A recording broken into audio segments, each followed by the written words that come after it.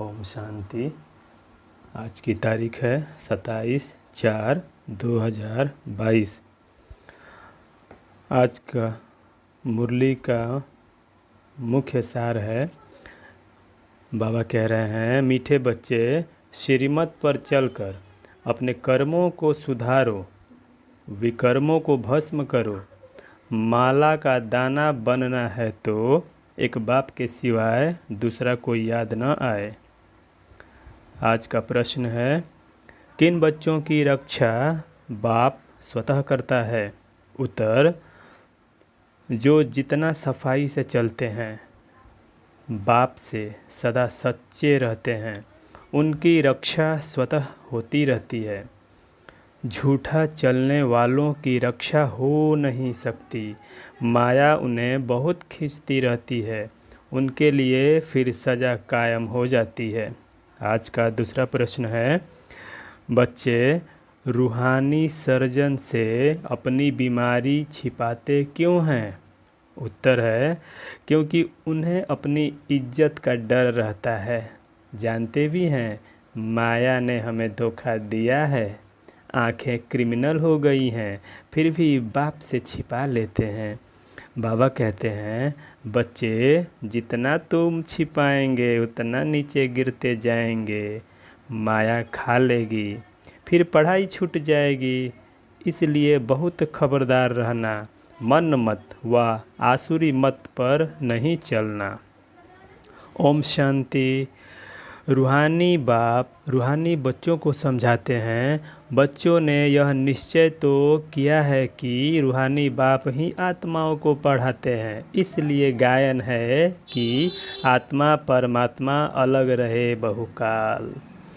मूल वतन में तो सभी आत्माएं इकट्ठी रहती हैं, अलग नहीं रहती। फिर वहाँ से आत्माएं बिछुड़ती हैं, आ कर के अपना अपना पाठ बजाती हैं। सतो प्रधान से उतरते उतरते तमो प्रधान बन जाती है। बुलाते भी हैं, हे पतित पावन, आओ आकर पावन बनाओ। बाप बच्चों को समझाते हैं, हम हर 5000 वर्ष बाद आते हैं। यह सृष्टि चक्र ही 5000 वर्ष का है। निराकार शिव बाबा भी जरूर तन द्वारा ही सुनाएंगे, ऊपर से कोई प्रेरणा आदि नहीं करते हैं। जैसे तुम आत्माएं शरीर धारण कर बातचीत करती हो, बाप भी कहते हैं, मैं इस तन द्वारा तुमसे बात करता हूँ, तुम बच्चों को डायरेक्शन देता हूँ। जितना जो डायरेक्शन पर चलते हैं वह अपना ही कल्याण करते हैं। बाप तो समझाते हैं, फिर कोई श्रीमत पर चले व ना चले, टीचर की सुने व न सुने, वह तो अपने लिए ही फ़ायदा अथवा नुकसान करते हैं। नहीं सुनेगा तो फेल हो जाएगा। शिव बाबा तो अच्छी रीत समझाते हैं। शिव बाबा से तुम बच्चों को सीखकर फिर सिखाना है। सन शोज फादर, इसमें जिस्मानी बाप की बात नहीं है, यह है रूहानी बाप की बात। बच्चे समझते हैं, जितना जो श्रीमत पर चलते हैं उतना वर्षा पाते हैं। बाप कहते हैं, मुझे याद करो तो तुम्हारे जन्म जन्मांतर के पाप कट जाएंगे। क्योंकि रावण राज्य में पाप आत्माएं पुण्य आत्माओं के आगे माथा टेकती हैं, परंतु यह नहीं जानती कि यह पुण्य आत्माएं फिर पाप आत्माएं बनती हैं। समझते हैं वह सदैव पुण्य आत्माएं हैं। बाप समझाते हैं, पुनर्जन्म लेते लेते पुण्य आत्मा से पाप आत्मा बनते हैं। 84 जन्म लेते हैं तो सतो प्रधान से तमो प्रधान में आते हैं। पाप आत्मा बनते हैं, फिर बाप को याद करते हैं। जब पुण्य आत्मा है तो बाप को याद करने की दरकार नहीं। अब यह सब बातें सबको तो नहीं, अब यह बातें सबको बाप तो नहीं बैठ समझाएंगे। बच्चे सर्विस करते हैं, मनुष्य तो इस समय असुर बन जाते हैं। इस कारण बुद्धि में बैठता ही नहीं कि परमात्मा सर्वव्यापी नहीं है। सारा मदार इस बात पर है। श्री कृष्ण तो देहधारी है, उनको देवता कहा जाता है। आत्माओं का फादर तो निराकार बाप है, उनको ही याद करना है। भल प्रजापिता भी कहते हैं, लेकिन वह तो साकार है। यह सब बातें अच्छी तरह समझाई जाती है, परंतु कई बच्चे न समझकर उल्टा रास्ता ले जंगल में जाकर पढ़ते हैं। बाबा रास्ता बताते हैं शहर का अथवा स्वर्ग में जाने का, परंतु न समझने के कारण जंगल में जा पड़ते हैं। जंगल में चले जाते हैं तो कांटे बन जाते हैं। यहाँ रहते भी रास्ता पूरा पकड़ते नहीं हैं, बीच में रह जाते हैं, फिर वहाँ भी पिछाड़ी में आ जाते हैं। तुम यहाँ आए हो स्वर्ग में जाने के लिए। त्रेता को भी वास्तव में स्वर्ग नहीं कहेंगे, 25% कम हो गया है ना। अभी तुम हो संगम पर। बाप कहते हैं पुरानी दुनिया को त्याग, नई दुनिया को याद करो। ऐसे तो नहीं कहेंगे पुरानी दुनिया को भूल, त्रेता को याद करो। त्रेता को थोड़े ही नई दुनिया कहेंगे। रास्ता ठीक न पकड़ने के कारण नीचे ऊपर होते रहते हैं। ड्रामा अनुसार कल पहले जिन्होंने पूरा इम्तहान पास किया है वही करेंगे। त्रेता में जाने वालों को नपास ही कहेंगे। जो स्वर्गवासी बनते हैं वही पूरे पास होते हैं। कल्प कल्पांतर जन्म जन्मांतर संगम पर ही वही इम्तहान पास करते हैं, जैसे अब कर रहे हैं। जो फूल बनने का नहीं होगा उनको भल कितना भी जोर से खींचेंगे, लेकिन वह नहीं बनेंगे। अक तो फिर भी फूल है ना, कांटे को चुभते रहते हैं। कांटे तो चुभते रहते हैं। सारा मदार पढ़ाई पर है। माया अच्छे अच्छे बच्चों को भी कांटा बना देती है, ट्रेटर बन जाते हैं। जो अपने घर को छोड़ दूसरी तरफ जाए उनको ट्रेटर कहा जाता है। बाप तो माया से छुड़ाने आए हैं। कहते हैं बाबा माया बड़ी दुस्तर है, अपनी तरफ खींचती है। माया कम चुंबक नहीं है। इस समय देखो खूबसूरती भी कितनी बढ़ गई है, कितने फैशनेबल बनते हैं। बाइस्कोप में क्या क्या दिखाते हैं। आगे यह बाइस्कोप नहीं थे, 100 वर्ष के अंदर ही निकले हैं। इसमें ड्रामा के राज को भी समझना है। 100 वर्ष के अंदर जैसे बहिष बन गया है, वहाँ तो यह साइंस भी बहुत सुख देने वाली होती है। वहाँ साइंस का घमंड नहीं होता है, कितना सुख देती है, परंतु वह सुख अस्थायी हो जाए इसलिए पुरानी दुनिया का विनाश होता है। बाप बच्चों को उच्च चढ़ाने के लिए देखो कितनी मेहनत करते हैं, परंतु कोई कोई तो मानते ही नहीं है कि बाबा हमको पढ़ाते हैं। अच्छे अच्छे भी माया के चंबे में आ जाते हैं। माया पूरा ही वश कर लेती है, परंतु फिर भी एक बार जो ज्ञान सुना है तो स्वर्ग में ज़रूर आएंगे, परंतु उच्च पद नहीं पाएंगे। कहते तो सब हैं हम नारायण बनेंगे, तो पुरुषार्थ भी इतना करना है, परंतु है सारा ड्रामा का खेल। कोई चढ़ते हैं, कोई गिरते हैं, नीचे ऊपर होता ही रहता है। सारा मदार याद की यात्रा पर है। बाप तुमको अखुट खजाना देते हैं, वहाँ कर्म भोग की बात ही नहीं। इस समय जहाँ जो जमा करते हैं वहाँ पूरा वर्षा पाते हैं। इस समय यहाँ जो जमा करते हैं वहीं पूरा वर्षा पाते हैं। यह ख्याल नहीं करना चाहिए कि चढ़ेंगे तो फिर गिरेंगे भी। जास्ती गिरे हैं तो अब तो चढ़ना ही है। ड्रामा अनुसार पुरुषार्थ तो होता ही रहता है। शिव की सबसे जास्ती पूजा होती है। उनको फिर ठीक कर भीतर में कह देते हैं कितना ज्ञान है। भल शिव की पूजा भी करते हैं, बलि भी चढ़ाते हैं, परंतु फिर भी शिव को कोई जानते नहीं है कि वह ज्ञान का सागर बाप कैसे आकर पढ़ाते हैं। अब पढ़कर पुरुषार्थ कर उच्च पद पाना है। माया भी किसी को छोड़ती नहीं है, एकदम पकड़ लेती है।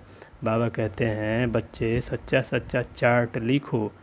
कई बच्चे सच नहीं बताते हैं तो सज़ा भी हो जाती है। सज़ा के समय तौबा तौबा करते हैं, क्षमा करो फिर ऐसे नहीं करेंगे। छोटा बच्चा कोई बुरा काम करते हैं तो बाप मारते हैं तो तौबा तौबा करते हैं। यह है बेहद का बाप। इतना बड़ा बाप कितनी नम्रता से चलते हैं, कितना मुलायम है। जैसे छोटे बच्चे मुलायम होते हैं, कोई भी बात होगी कहेंगे अच्छा ठीक है, क्योंकि ड्रामा पर चलते हैं।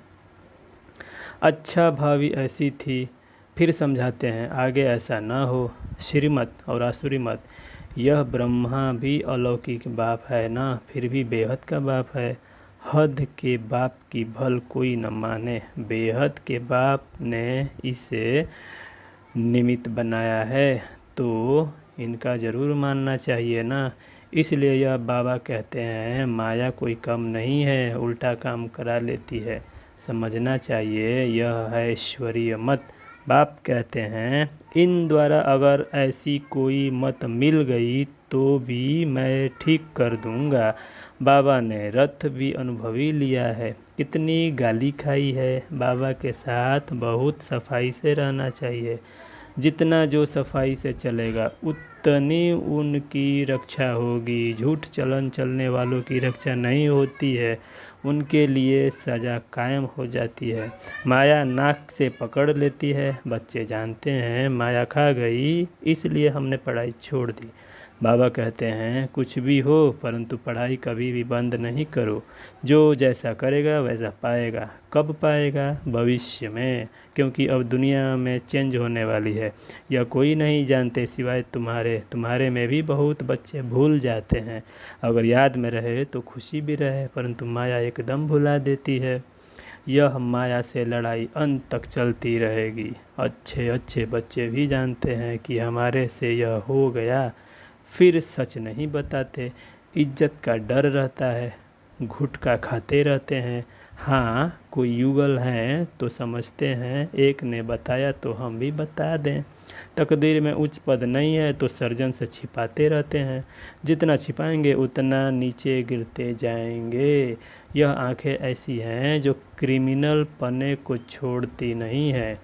कोई तो बहुत अच्छे बच्चे हैं जो कभी दूसरे कोई को याद भी नहीं करते हैं।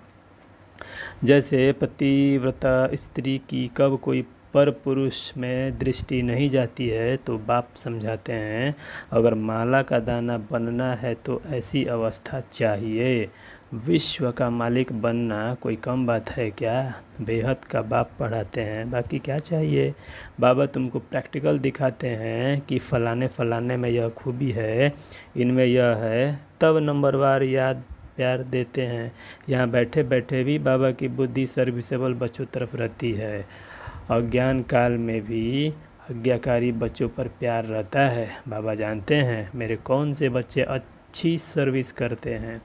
तुम हो ब्रह्मा कुमार और ब्रह्मा कुमारियाँ, शिव बाबा के पोत्रे और पुत्रियाँ। दादे से वर्षा तो ज़रूर मिलना है। ब्रह्मा के पास वर्षा नहीं है। बाप खुद कहते हैं मैं तुम आत्माओं का बेहद का बाप हूँ, तुमको बेहद का वर्षा देता हूँ। इसलिए अब मेरी श्रीमत पर चलो। मैं आया हूँ तुम बच्चों को आप समान अशरीरी बनाए वापस ले चलने के लिए। अब तुम्हारी ज्योति जगा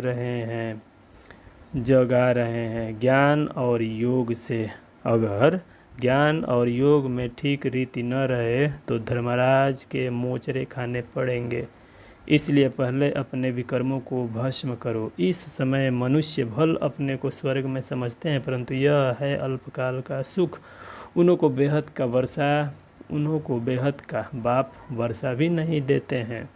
बाप कहते हैं मैं गरीब निवाज हूँ। जो बिल्कुल ही गरीब पतित अहल्याएँ हैं उन्हों को साहूकार बना देता हूँ। अगर कोई पतित से पावन नहीं बनते हैं तो विजय माला में आ नहीं सकेंगे।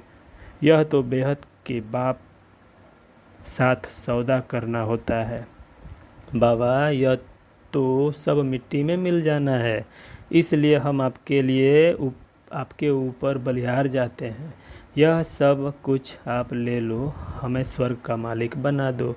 बाप कहते हैं मैं तो दाता हूँ। यह रजाई स्थापन करने में अथवा विश्व का मालिक बनने में कोई खर्चा नहीं है। वहाँ देखो लड़ाई के लिए कितना खर्चा होता है, यहाँ तो तुम्हारा क्या खर्चा है, क्योंकि कोई भी हथियार पावर है नहीं।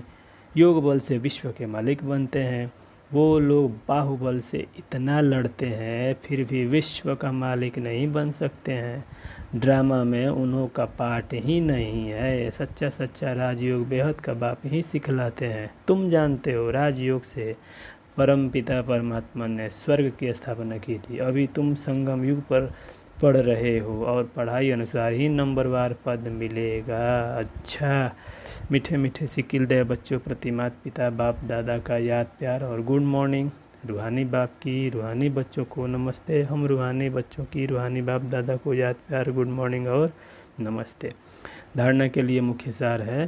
पहला पॉइंट, बाप समान नम्रता का गुण धारण करना है। किसी को भी कांटा नहीं चुभाना है, फूल बन खुशबू देनी है। दूसरा पॉइंट, सच्चाई का गुण धारण कर सर्जन से कोई भी बात छिपानी नहीं है। पढ़ाई किसी भी हालत में नहीं छोड़नी है, आज्ञाकारी बनना है। आज का वरदान है, बाप द्वारा मिले हुए वरदानों को समय पर कार्य में लगाकर फलीभूत बनाने वाले वरदानी मूर्त भव। अर्थात बाप दादा द्वारा जो भी वरदान मिलते हैं उन्हें समय पर कार्य में लगाओ तो वरदान कायम रहेंगे। वरदान के बीज को फलदायक बनाने के लिए उन्हें बार बार स्मृति का पानी दो। वरदान के स्वरूप में स्थित होने की धूप दो तो एक वरदान अनेक वरदानों को साथ में लाएगा और फल स्वरूप वरदानी मूर्त बन जाएंगे। जितना वरदानों को समय पर कार्य में लगाएंगे उतना वरदान और श्रेष्ठ स्वरूप दिखता रहेगा। स्लोगन, अटेंशन नेचुरल हो तो टेंशन स्वतः खत्म हो जाएगा।